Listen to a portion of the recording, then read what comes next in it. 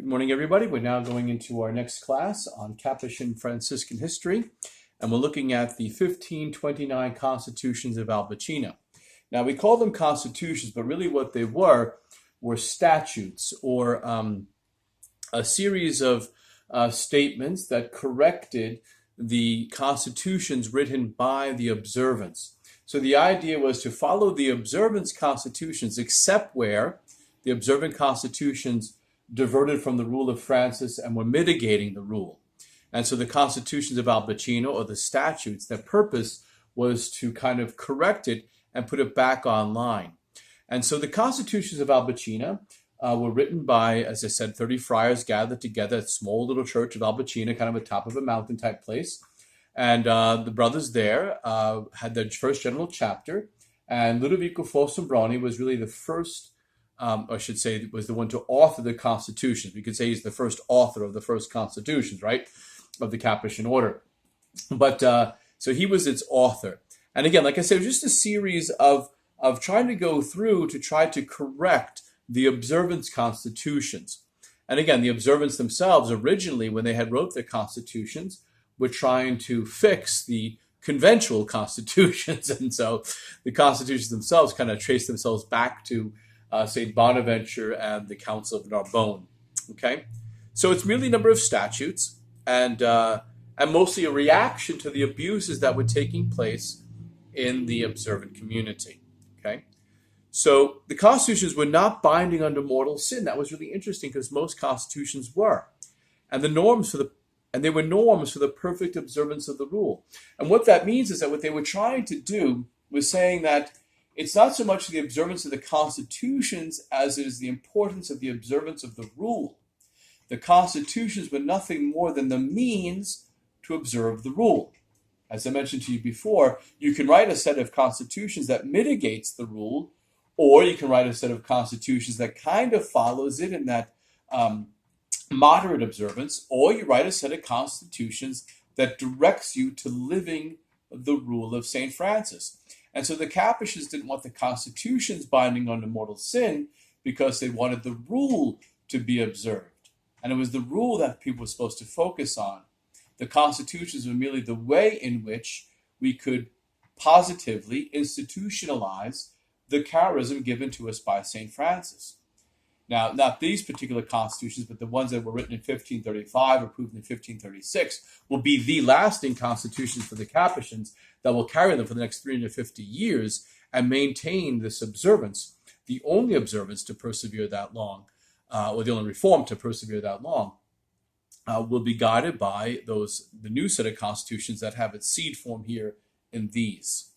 So it mentions that the ministers are bound to obey them, and also to be the example to the rest of the brothers. Okay, so there were liturgical questions that came up. So one thing they said, the office was to be said in common. The divine office was to be said in common.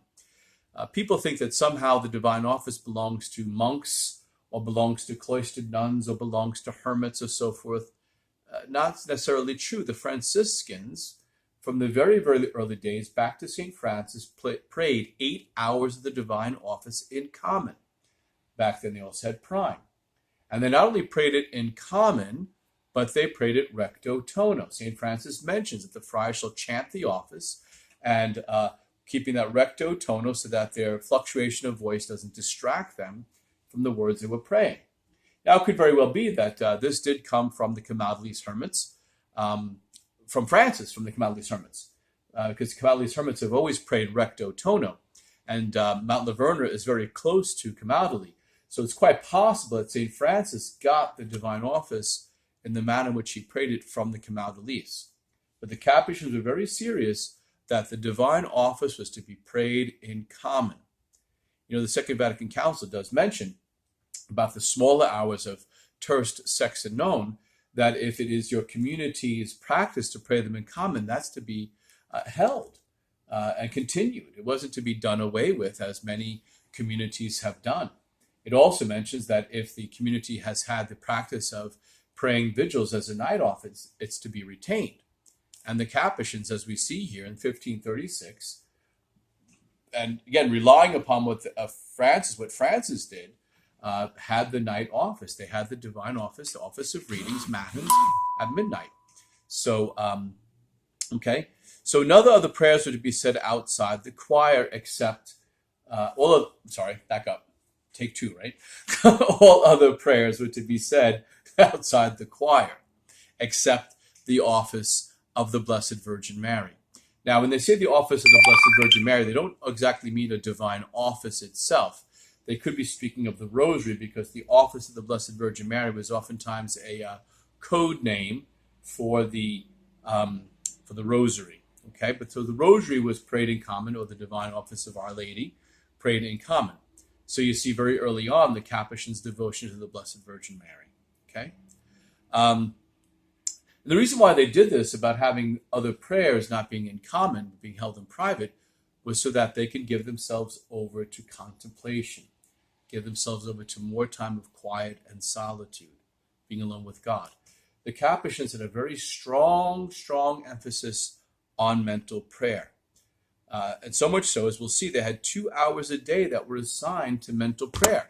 And so, you had 1 hour in one part of the day, now another part of the day, where the friars would gather in community in the chapel, and those 2 hours that were spent in silence doing mental prayer. And maybe some of the brothers did some spiritual reading during that time to help their prayer.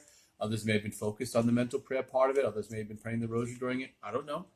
But they were to be in chapel together 2 hours of the day for mental prayer. And again, that was a way of institutionalizing the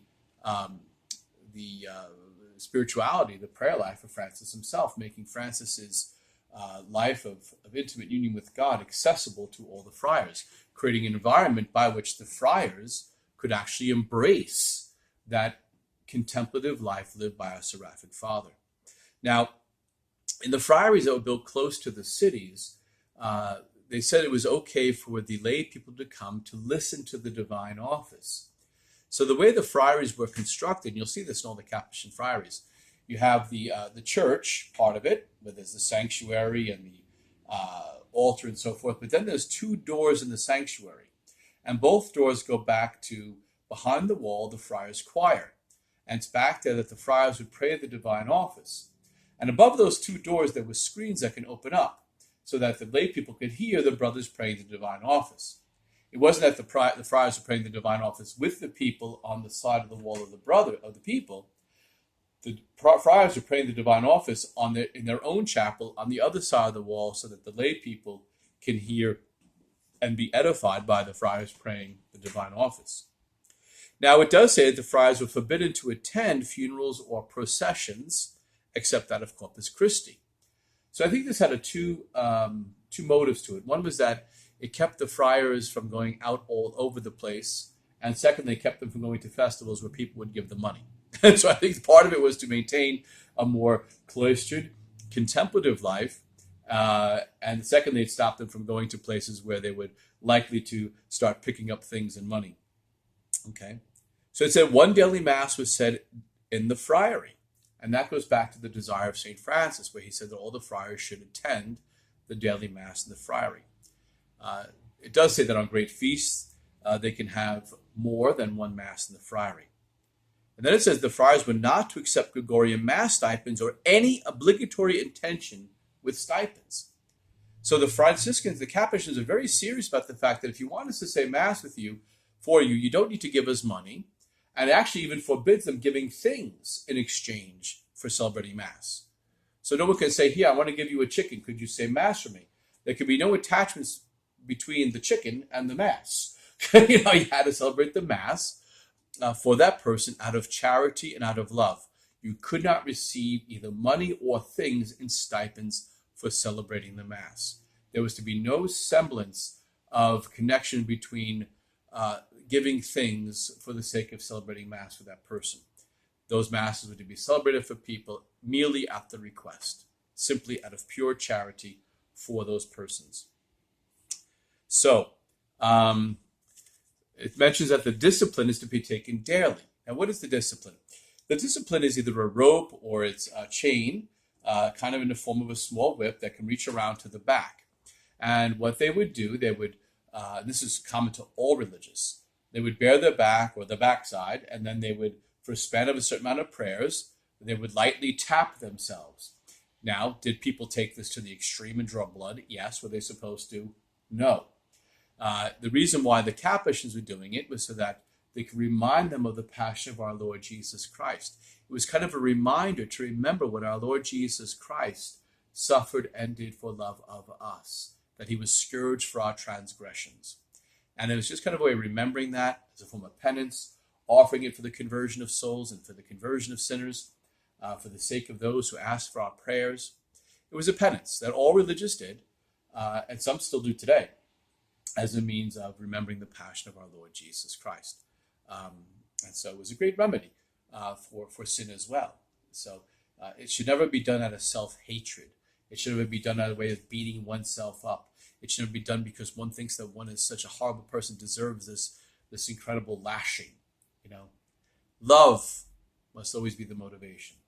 Love of Christ, love of the passion, love for souls. Okay?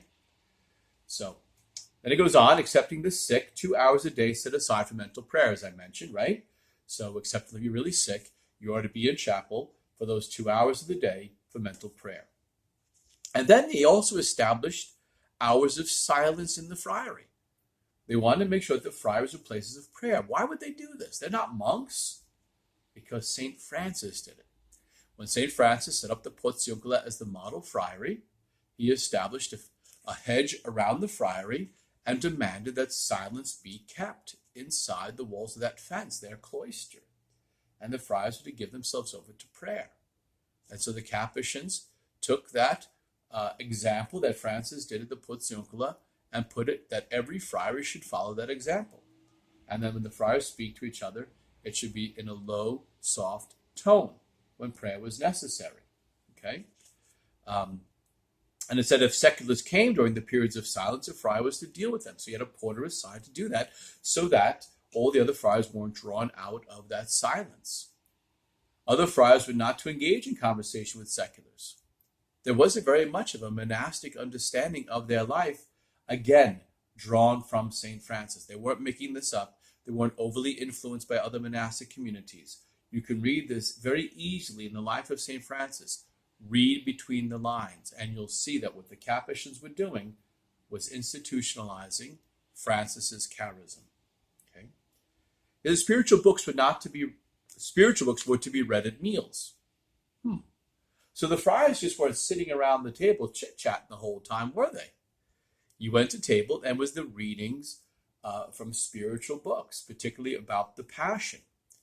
And so they did have readings at meals. And you'll see this in friars. There's a little table there. It's a lot of the friaries, a lectern, where readings were read while the brothers ate. Later in the 1536 constitutions, it'll say the reason for this is so that not only we're nourishing the body, but we're also nourishing the mind while we eat. And, I was reading St. Bonaventure's lectures to novices, and he was saying that the friars, when they eat their meals, they should have their hoods up when they eat, so they're not distracted, so they can focus on the readings and they're not distracted by what other people are doing. So they were to eat with their hoods up when they came to meals. Okay. Now, they also said there were to be no tablecloths and no seculars at meals unless charity demanded them. Right. So the friaries did have a certain sense of a cloister where secondly people just could not come in, and they were not to come to table unless there was a serious need for it, a serious reason for it. And there'd be no tablecloths, all this other stuff. There was a real sense of austerity, a sense of starkness, a sense of not being distracted so one could focus on God. Okay? Now regarding food, it said only one kind of food or soup was to be served per meal. And the fasting times, they were always allowed to have salad. Now in regards to fish or meat, they could have it so long as no two kinds of food are served to the friars. And the friars can receive fish and meat as alms for their meals. So it's okay to have a burger or a McFish sandwich or something, I don't know. But it's okay to have fish and meat, okay? It's okay to receive that. So they weren't going the way of the monks. You see, monks are usually vegetarians. The Capuchins were not going that way because Francis didn't go that way. I always jokingly say St. Francis loved animals. He thought they were delicious. He never banned the eating of meat except that on Fridays. Okay? And when the friars asked what happens if Christmas falls on a Friday, do we eat meat? And he said, well, yes. And wipe the walls with it so that even the walls could taste the meat, Kind of a fun way of saying, enjoy it. All right? And then it says, if anyone wishes to fast from meat or wine, he should be permitted so long as prudence is observed. Okay? Very important when we're fasting, that prudence is observed. You have to be prudent. You can't be beating up yourself so bad that you can't maintain your prayer life. You can't maintain your apostolic life or community life for that matter. Don't make yourself sick. Prudence is always the mother virtue. Okay? It said, at table, the wine must be mixed with water. And so the Capuchins had this habit of mixing wine with the water. Now, you can't put too much water into the wine. It's more of a symbolic act to mix it, kind of that pulling it from Mass. But Bernardine of Asti once went to a Capuchin friary, and they poured him a glass of wine. He kind of spit it back in the glass and said, this tastes like dishwater. He said it should be so much water that it waters down the wine so that the wine winds up smelling like dishwater, So anyway, so there you go. So it says, if anybody wishes to fast beyond the rule, he can, with the permission of his superior. But he must take his meals at table with the others. So there's none of this, I'm going to fast, but I'm not going to take my meals with the other brothers. I'm going to fast and go hot. No. You're going to fast. You go to the table with everybody else. Okay? Now, friaries and alms. The furnishings. The furnishings of the friars had to be cheap, poor, and most necessary. Let's look at these three qualities the Capuchins look at when it comes to furnishings. Cheap, poor, and most necessary. Oftentimes we fool ourselves into thinking something is necessary when it really is just a matter of convenience as opposed to necessity. Look at the poorest of the poor for what necessity truly is. Cheap, poor, most necessary. Anything, it says, including food, beyond need must be refused. If we don't need it, it must be refused. Everything must be in that sense of most necessary. And it must be poor, the food of the poor, the things of the poor. Okay? And in receiving alms, it says, one must check both quality and quantity. Quality, it's got to be poor. Quantity, what's most necessary. And to keep that, it said begging is to be done every 3 days or every day. Only enough for 1 week may be stored. Now the Capuchin constitutions will change this to 3 days to 1 week. And then it'll speak about only particular things may be kept longer. But that idea of remaining dependent upon God was key. What the Capuchin constitutions were trying to do is to say, we want to live the gospel of dependence, to be childlike in such a way that one depends upon the Father for everything we need, even our daily bread, to trust to the words of the Our Father. Give us this day our daily bread, and allow and trust the Father to give the daily bread. To proclaim to the world that God knows our needs and God will take care of us. Part of Franciscan poverty, as instituted by the Capuchins so beautifully, is the proclamation that the Father can be trusted and that the Father will provide. It's a proclamation to the world of the truth of the Father's love for us in all things. And on part of that, it says that no large kegs or flasks are permitted to be kept. Okay, that keeping that dependence. Now, in regard to clothing, it talked about us having coarse garments. Coarse. Later, the Capuchin constitutions of 1536 will speak about the clothing of John the Baptist as the example of what the friars should wear. The rough, coarse garments. And they say it's because Jesus commended John the Baptist for wearing penitential garb. And so we follow that in following St. Francis of the penitential garb of the coarse habit that forms the cross. And they said you had one habit, one tunic, and a mantle. And the mantle is to reach no longer than the fingertips. So you just like the rule says, one habit with a hood, one without. That's all you were permitted, and some undergarments. And then it gives some measurements for the habit, particularly that does have these long sleeves that's just enough to get in and out, and that the tunic without the hood should only come to mid-calf. Now, regarding our preaching, only 2 or 3 books can be kept, can be taken on the road. So preachers are to carry these big, libraries with them. We see this with John Capistrano, who used to carry an ox cart with all of his books with him when he went preaching. And the Capuchins were like, no, 2, 3 books at most when you go out preaching. It says if a superior knows that a friar can preach, then he should send him out if he has the capacity. And here were the requirements for the preacher: an example of life and good morals. He had to live the life well, and he had to be a man of good morals. Not everyone was just sent out to go preach. And he could only preach the gospel. In other words, no theoretical ideas, no philosophical ideas. Go out and preach the gospel. Just like Francis. Preaching, punishment and glory, vice and virtue, as St. Francis says. So then it goes on here to say, regarding back to poverty. By the way, no preacher can have non-preachers can have a breviary and 1 spiritual book. So if you weren't a preaching friar, you were allowed 1 spiritual book, which you can probably exchange with the small library in the house, and you were allowed your breviary, of course. It also says, do not take what another friar has been given for his use. So if somebody was given something for their use, you can't say, well, you're poor, I'm taking this from you because you don't own it. No, you need permission to get that from that friar, particularly that friar's permission it was given for their use. Don't take it. So as I mentioned, the friars were not allowed to have anything more than 1 habit with a hood and 1 without, and some underwear. 1 set of handkerchiefs. They could have 2 pairs of drawers, so 2 pairs of underwear for those who needed them. Okay, I don't know who didn't need 2 pairs of underwear, but obviously somebody didn't. But they were allowed to have 2 pairs of underwear.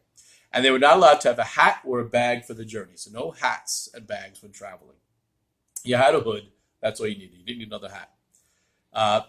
Regarding the breviary and the rosary, there was to be no singularity about them and nothing feminine. No singularity and nothing feminine about your breviary or your rosary. Now, this was the time of the Renaissance, and so that when it says nothing feminine, it's because it's reacting to the culture around them of the Renaissance. Later, when they'll speak about the beard, they say it should be manly and austere and despised, kind of throwing it in the face of that Renaissance period where everyone looks so prim and proper and trimmed. Regarding studies, they said no literary studies. It says one can study the scriptures and devout authors on how to embrace the cross. Again, so what they saw with studies was not simply studying for studying's sake, but studies as a means of coming to know Christ and Christ crucified. The goal of all of it was to know Christ and to know him crucified. Okay? Now, last thing we're going to do here today, I think, is going to go on to the confessors, looking at our time. Maybe a little bit past this, but we're going to try to sum up here soon, because we're just doing little small half-hour classes at this point. And we'll have to pick up with this on another class. So confessors. The confessor must be at least 40 years old. 40! It wasn't like you were ordained at 24 and all of a sudden you became a confessor. The Capuchins did not allow you to hear confessions until you were 40 years old. So you had those maturity of years. And you had the ability to distinguish between sins. You had to be of tried life, devout, adorned with virtue. That's what they were looking for, and with enough learning to distinguish between sins. And it was up to the superior to decide who can hear confessions. You may have had the faculty to hear confessions, the priest, but it was up to the superior to decide who would hear those confessions. And no one was to hear the confessions of seculars unless it was urgent. Now, why did they do this? Remember back when we did Franciscan history. There was that struggle between the diocesan priests and the friars because everyone was going to the friars for confession, and that was getting the diocesan priests upset. And so the Capuchins were kind of like, hey, listen, go to your pastor. Go there unless it's an absolute necessity. Go to your parish priest for confession. And that stopped that war between the friars and the secular clergy. I'll go a couple more points here. Unless the general chapter decides otherwise, there is no caring for nuns. This is a big controversy because it was very difficult to have a friary sent in next to the poor clerics, where the friars had to continually be careful for the needs of the nuns. Now, the Capuchins started with this, Like, we don't want any charge of any nuns. We don't want to get involved. It's not our business. There's a whole history, which I can't get into now. We'll have to do a history of the poor class to get into the struggles between the friars attending to the nuns as their chaplains. But the Capuchins just wanted to opt out of it. Now, it starts here saying that, but it's not long after they write the 1536 constitutions that the Capuchins in Naples will help establish the Capuchin Poor Clares. And the Capuchin Poor Clares, founded by Maria Lorenzo Longa, will take the Capuchin constitutions and use that as her constitutions attached onto Clare's rule. And so, and they will become the chaplains to them. So it says it here, and it'll say the 1536 constitutions, but then they'll yield to taking care of the nuns a little bit later. I'm watching my time here, so I got a couple more minutes. So regarding books, all books, except those granted for private use, are kept in a common room, so a common library. And a friar may exchange books with the consent of the superior, but no personal holdings. They want to stop this whole thing of building your own personal library. The idea was to have a communal library. The rooms were so small, I mean, you basically reach your hands out, you could touch both walls, that there was no room for a bookcase. And the idea was to, again, maintain the personal poverty. And even the library in the friary was to be a small yet useful library. Okay, now last point here. No gifts are given to anyone inside or outside the community without the superior's permission. Okay, so you couldn't receive any gifts or give anything to anyone without the superior's permission. This helps maintain poverty. One thing you should be hearing in the constitutions here is the fact that it's very hard to be poor. God is such a good God, such a generous God. And when people's hearts are stirred, they're generous. And they become so generous to the friars that the friars can easily fall away from following most holy poverty. And so we'll constantly hear that battle the Franciscans have is to stay poor. Some would think it would be the opposite, but it's not. The battle is staying poor. And the key to staying poor is having a small front door and a large back door. Small front door means it's hard to get stuff in, and a large back door where it's easy for stuff to get out. Okay? So we're going to pick up in our next class. We're going to finish the Capuchin constitutions of 1529 of Albacina, and then we're going to move on to talking about the first days of the Reform and what life was like back in the friary. So please read up on that on the Capuchin, the Capuchins, Volume 1, and or if some of you are reading the Chronicle. So please brush up on it and keep up with your reading, and we'll continue our next class tomorrow. Okay? Have a beautiful and blessed day. May Almighty God bless you. In the name of the Father, and the Son, and the Holy Spirit. Amen.